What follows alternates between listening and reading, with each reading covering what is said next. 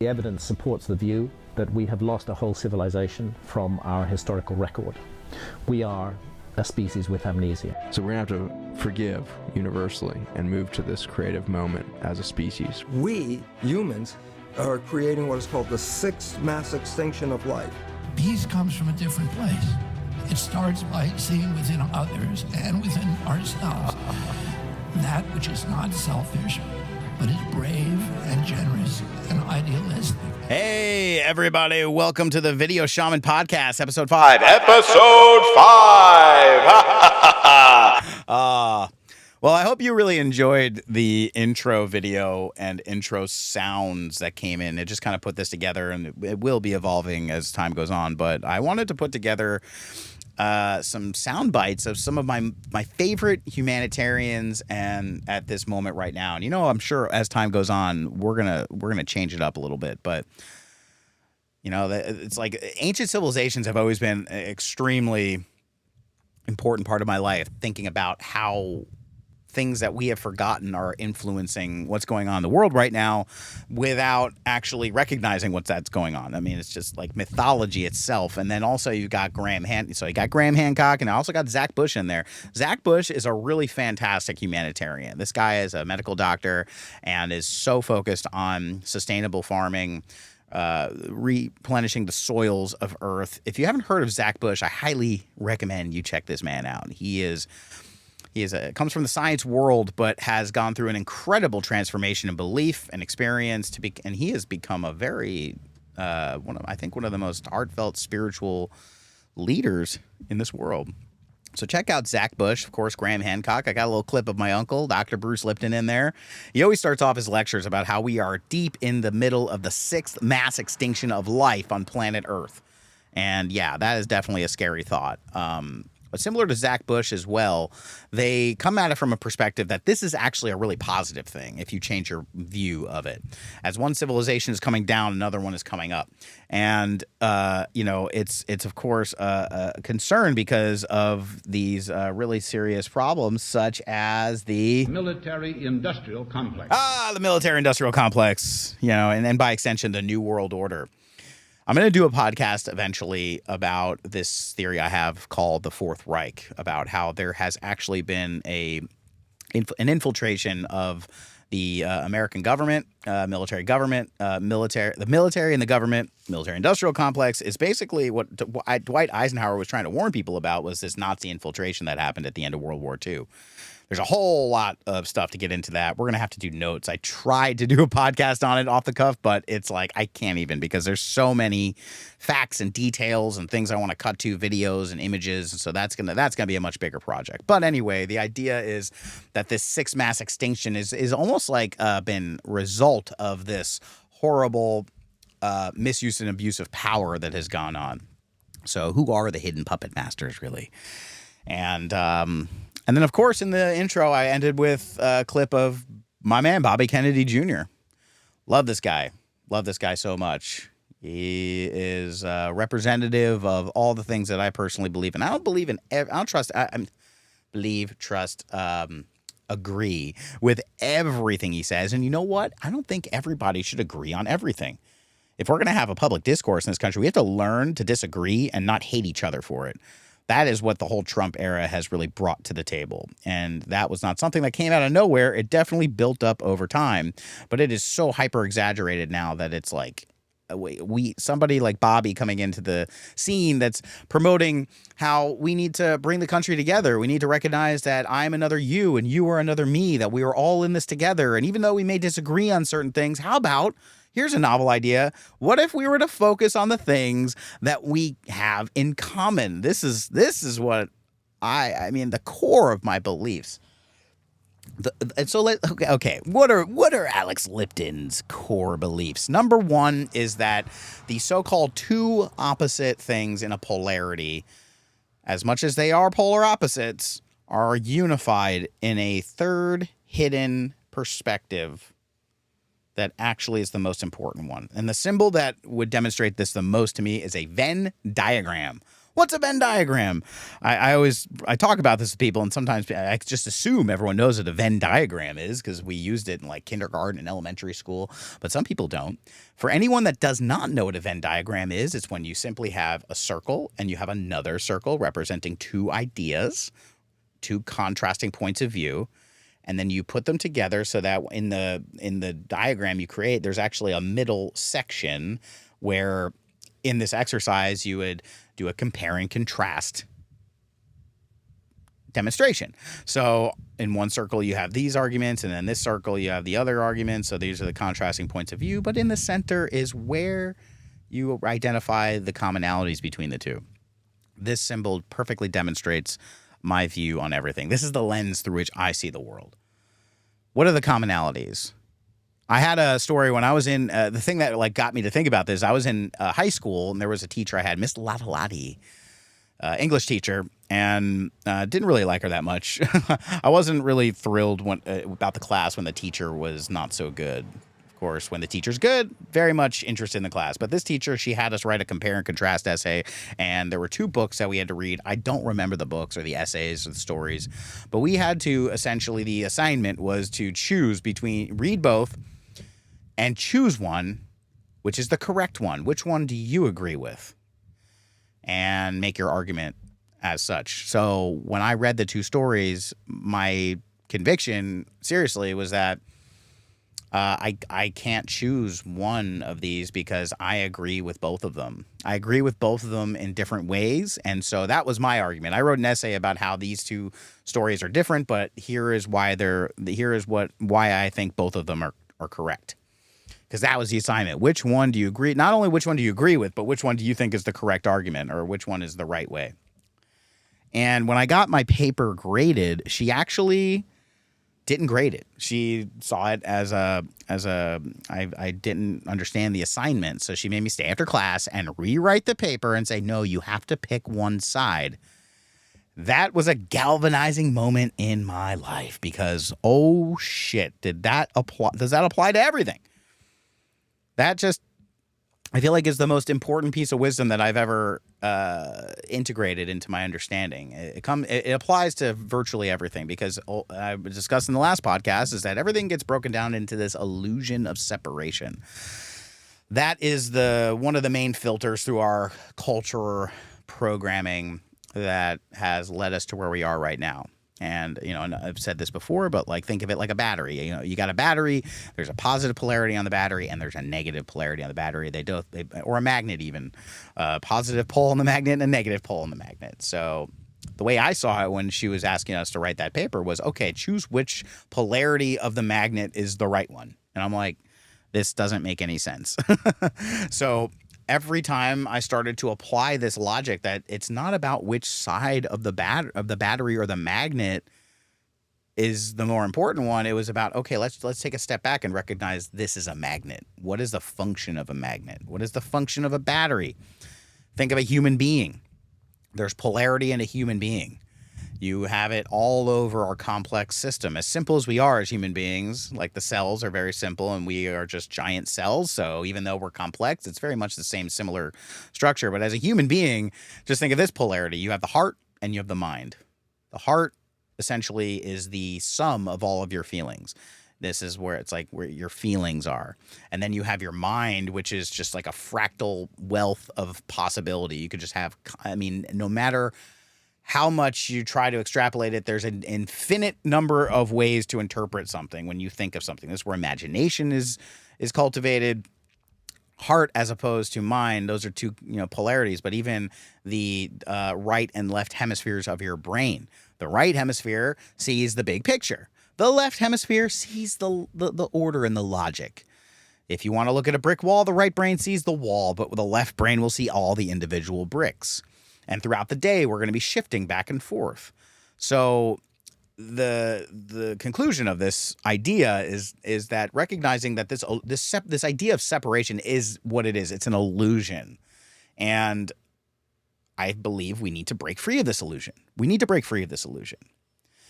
But also, we need to be mindful and we need to have a little heart and compassion within ourselves to recognize that as much as we need to break free of this illusion, we also need to recognize that this illusion was not an accident. It is not there to hurt us or deter us from our creation and our sense of evolution. There's a purpose to this illusion of separation. We have this polarity for a reason. And when we come together in unity, when we come together in harmony, we start to recognize that, like, even in the brain, for example, if you're in a whole brain state, you're actually much more capable of doing something called super learning or high performance sports activity. When you're in the zone, proverbial zone, that means that your hemispheres are working more or less in harmony with each other. And that is the essence of it. Think another great reference, great analogy is the scales of justice. You know, scales of justice, one side versus the other.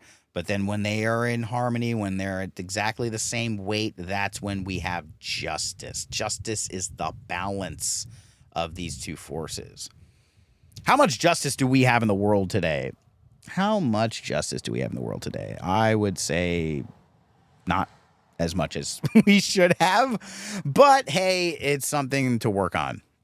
So I just wanted to come into this with a message of love, a message of respect, a message of harmony, and also gratitude for everyone out there that is working on healing themselves. This is the best form of activism that we can endeavor on right now, is to heal ourselves. So take that and put it through the filter of our old programming of the illusion of separation. Because if we talk about the self, what does that imply? It implies others. I got to get a little button on here from Lost. I got to get a whole series of buttons on here for Lost, because there's like the others. Don't tell me what I can't do. Anyway, I digress. Self implies others. So in that logic, if you're taking care of yourself in the old programming operating system, if you're taking care of yourself and you heal yourself, that means that you're selfish. That means that you don't care about others. Because if we're poised to make a choice between ourselves and others, this is the old argument of morality. In spiritual New Age circles, you'll hear some people talk about how there are two paths in life. There is the path of service to self, and there is a path to service to others. I see this as true in certain contexts. But where I'm getting at with this is that there is only one path, and that our job is to learn how to balance, transmute, resolve this great divide, the great space between what we perceive as ourself and others. So, if you're taking care of yourself, how are you going to have time to take care of others? Well, let me tell you, because there are no others. There is only the self. And the self is where God is. It gets a little tricky. And I think part of the reason why a lot of this information has been hidden by these so-called elite secret societies for so many thousands of years is because, just like an education through the grades, so in kindergarten you're playing with blocks, and then you go through and eventually you're learning how to color and form sentences and do math, and then the math gets more complex, and first you're adding and then you're multiplying, next thing you know you're doing calculus, trigonometry, and then you're out there taking that knowledge of mathematics and applying it to things to build structures. So every single level of education is built upon the previous one to get there. So you really can't understand calculus unless you know how to do math. I mean, it makes sense, right?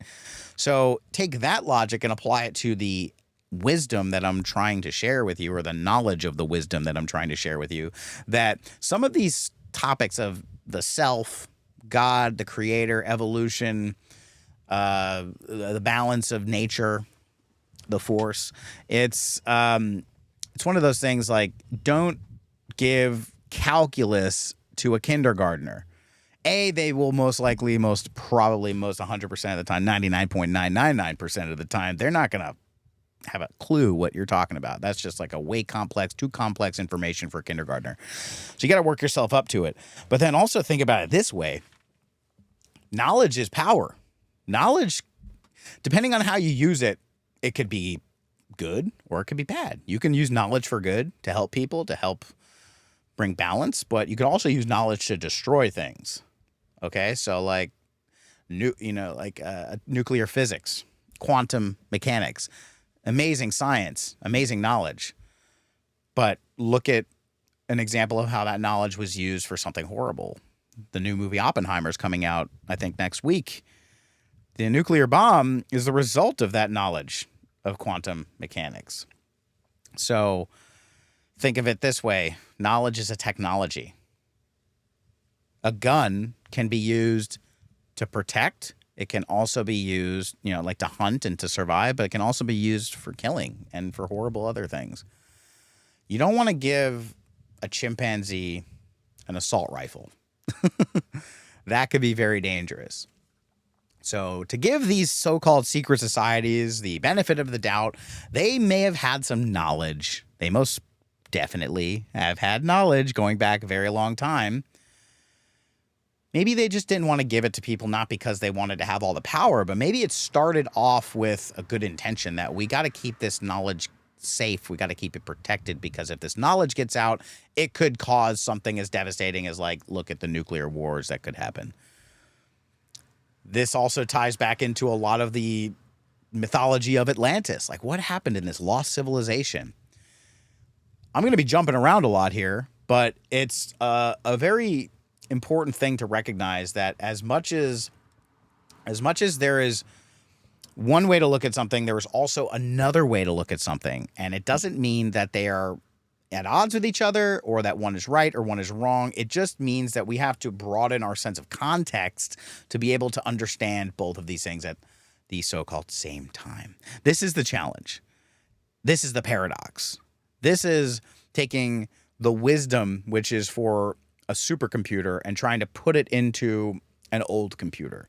The old computer may have a really difficult time really grasping or sharing or even like understanding this new program. So you got to upgrade the computer. You got to upgrade the operating system more specifically. So there's this whole transhumanist agenda, which suggests that human beings are flawed and we're imperfect and, all the human error and bullshit that we do, that computers are so much smarter, the silicon things we've created. So let's take these things and put them inside our brain to make ourselves really smart, implying that the computer of the human brain is not as powerful as something that we could create with silicon chips. Look, I believe that we have a supercomputer. We are super quantum computers that are able to do so much. But the operating system that is running on these computers of our human biology right now is extremely primitive, extremely outdated. Think of it this way. There's a perspective of history that says that we started off very primitive and then we got more and more advanced over time. And that history and evolution is just a series of getting more and more smart, more and more powerful, more and stronger and capable. But we start off really primitive and get really powerful. But if you actually look at history, that's not how it works. I mean, maybe on a certain context, it seems that we start off primitive and get more and more advanced. But if you look at the ancient Egyptians, their structures that they built, which, by the way, no one really knows how they built them. So that's an indication we may be missing a piece of the story. But all of these pyramids in Egypt that are like the ones that are big questions, like how did they do this? Their pyramids didn't start off primitive and get more and more advanced. It actually was the opposite. They started off really advanced and then they got more and more primitive. Just in that context alone, in those ancient times, that can kind of give you a clue that maybe something happened. We're missing an episode. That's why I have that clip of Graham Hancock in the beginning. There's a forgotten episode of human history and human civilization. So anyway, the whole idea is that instead of us having this like slow progression over time, our whole history has been the rise and fall of civilizations. They come, they go. They come, they go. And then in the greater scheme of things, fractally expand outward, you can see maybe there's a trend, like on the stock market that goes up and down, but it still keeps going up. So you can say, oh yeah, things are going up. There's a little ups and downs here. But what I'm trying to get at here, I think, is that even though we have this sensation of getting smarter and getting more advanced, I think that that is a misperception, because what we don't understand is if we expand our field of view even out of more than what we're looking at, that we're actually, the reason why we've had these rise and falls in civilization and not one consistent one is because we've been operating on the very same foundational beliefs this whole time. As much as there's been advancement in technology, in language, in our relationships and communities and everything like that, there's a great line in the movie Waking Life. I believe it's a paraphrase. It was like, hey, even the ancient Greeks had the same technology we do. We're not much different than them. If you put yourself next to a person from ancient Roman times or ancient Greek times, I mean, the clothes will be different, the language will be different, but by and large, there are very serious similarities between these things.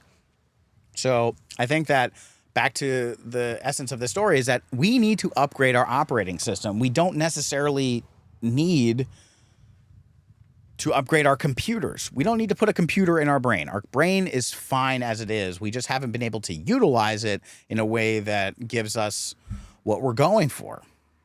Comes back to this problem that we feel incomplete. Our base level, we are incomplete. We are flawed. The religions would say original sin. Like the pharmaceutical industries will say you're imperfect, you're flawed, and you need to take these drugs to heal because you can't do it yourself.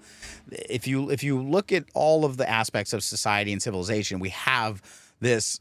You can start to see traces of like what is this operating system? This operating system that comes from what I would call the illusion of separation. And Rob Williams, the originator of Psyche, what he calls it, and I love what he calls it, the delusion of separation disorder, because it's a disorder. We're living in a world we are, okay, here we go. Let's do it this way. We are in a world where life is a complete and total struggle to survive. Survival, dude. It's not about survival. It's about thriving. Survival is actually a lot easier than we think it is, especially with today's world. If we learn to come together in community, survival easily can be met. The question is, can we thrive? Can we live in harmony? These are the big questions. So I guess the real theme of this podcast, I'll end it pretty soon because we'll get to my last slide here in a second. Because, I think I'm going into these a little bit more freely now. I don't really have a great idea or plan what I'm going to talk about. I just want to kind of go off the cuff and come from the heart about how unity is really the most important thing. We need to recognize peace within ourselves and expand that to others. And that brings me back to my original point between the self and others. The best thing you can do to change the world is change yourself. And you have to take that practice and put it into the new operating system where there is no self or others. There is only one thing. People would call it God. People would call it the creator. People would call it evolution. People call it the universe. It's a kind of an interchangeable name. But it's not about choosing self or others, like the service to self path or the service to others path. We have to just recognize there is one path. It's an optical illusion, so to speak. What we need to do is start from within. Like all the great wise masters said, look within for your answers. You need to be one with yourself. You need to heal yourself. Recognize that God is within you. And instead of trying to help others, what you do is you expand your sense of self to include others. So that, in effect, when you take care of yourself, you feel healthier, you feel more vibrant, and naturally, automatically, you're going to be improving the lives of others around you. The best way to help others is to lead by example. Doesn't mean it's the only way. Of course, you got to help others. In the end, it's all about helping others because that's what the creator is all about. You have the polarity. You have the creator and the creature. This is some Kabbalah wisdom right here for you. Everything breaks down into this cause and effect relationships. You have the creator, which is perpetually, unconditionally giving, and then you have the creature, which is just constantly and perpetually receiving. So we need to be we are all the creatures of God, of the universe, of nature, whatever, of our parents, of our ancestors. We're all receiving no matter what. But the idea is to start to become more like the creator. Start to receive not just for yourself, but for others. Doesn't mean you're not receiving. You can't not receive. That's a key thing to recognize here. And that's what I'm trying to say about the paradox of this old operating system and the illusion of separation. There is no way you can't receive as a human being.